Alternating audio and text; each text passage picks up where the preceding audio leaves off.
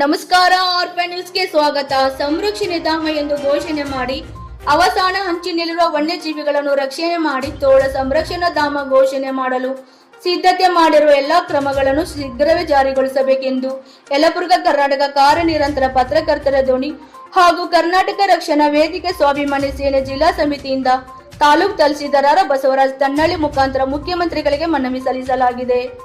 ಕೊಪ್ಪಳ ಜಿಲ್ಲೆ ಯಲಬುರ್ಗಾ ತಾಲೂಕಿನ ಮಂಡಲಮರಿ ಮಕ್ಕಳಿ ಗ್ರಾಮದ ಗುಡ್ಡಕಾಡು ಪ್ರದೇಶದಲ್ಲಿ ಸರ್ಕಾರ ಜಮೀನು ಸುಮಾರು 150 ಎಕರೆ ಜಮೀನು ಇದ್ದು, ಈ ಗುಡ್ಡಕಾಡು ಪ್ರದೇಶದಲ್ಲಿ ವನ್ಯಜೀವಿಗಳಾದ ತೋಳ, ನರಿ, ನವಿಲು, ಕತ್ತೆ ಕಿರುಬ, ಕಾಡು ಬೆಕ್ಕು, ಮುಳ್ಳಹಂದಿ, ಉಡ ವಿವಿಧ ತರವಾದ ವನ್ಯಜೀವಿಗಳು ವಾಸಿಸುತ್ತಿದ್ದು, ರಕ್ಷಣೆ ಇಲ್ಲದೆ ರೈತರ ಜಮೀನುಗಳಿಗೆ ಹೋಗುವುದು, ಕುರಿ ಮತ್ತು ಮೇಕೆಗಳನ್ನು ತೋಳಗಳನ್ನು ನಾಶ ಮಾಡುತ್ತಿದ್ದು ಮತ್ತು ಅರಣ್ಯ ಪ್ರದೇಶವನ್ನು ತಹಸೀಲ್ದಾರರು ಗುರುತಿಸಿದ್ದು, ತೋಳ ರಕ್ಷಣೆಗೆ ಯಾವುದೇ ಸರಹದ್ದು ಗುರುತು ಮಾಡಿ ಆವರಣ ಗೋಡೆ, ತಂತಿ ಬೇಲಿ ನಿರ್ಮಾಣ ಮಾಡಿ ವನ್ಯ ಪ್ರಾಣಿಗಳಿಗೆ ನೀರು, ಆಹಾರ ಸೇರಿದಂತೆ ಮೂಲಭೂತ ಸೌಕರ್ಯಗಳನ್ನು ಕಲ್ಪಿಸಬೇಕು.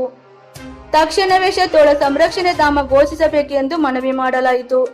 ಈ ಸಂದರ್ಭದಲ್ಲಿ ಕಾರ್ಯನಿರಂತರ ಪತ್ರಕರ್ತರ ಧ್ವನಿ ತಾಲೂಕು ಕಾರ್ಯದರ್ಶಿ ಮಲ್ಲಿಕಾರ್ಜುನ್ ಹಡಪಾತ್, ಸಹ ಕಾರ್ಯದರ್ಶಿ ಬಸವರಾಜ್ ಮುಂಡರಗಿ, ಉಪಾಧ್ಯಕ್ಷ ಹಿಸೇನ್ ಸಾಬ್ ಖಜಾಂಚಿ, ಸಿಎ ಆದ ಸಂಘಟನಾ ಕಾರ್ಯದರ್ಶಿಗಳಾದ ನೀಲಪ್ಪ ಕಾನಾವಳಿ, ಶಾಮೀದ್ ಸಾಬ್ ತಾಳಕೇರಿ, ಕರ್ನಾಟಕ ರಕ್ಷಣಾ ವೇದಿಕೆ ಸ್ವಾಭಿಮಾನ ಸೇನೆ ಜಿಲ್ಲಾ ಅಧ್ಯಕ್ಷ ಸಂತೋಷ್ ತೋಟರ್ ಹಾಗೂ ತಾಲೂಕು ಅಧ್ಯಕ್ಷ ಮಾರುತಿ ವಾಲಿಕಾರ್, ಪತ್ರಿಕಾ ಮಾಧ್ಯಮದ ಸ್ನೇಹಿತರು ಉಪಸ್ಥಿತರಿದ್ದರು.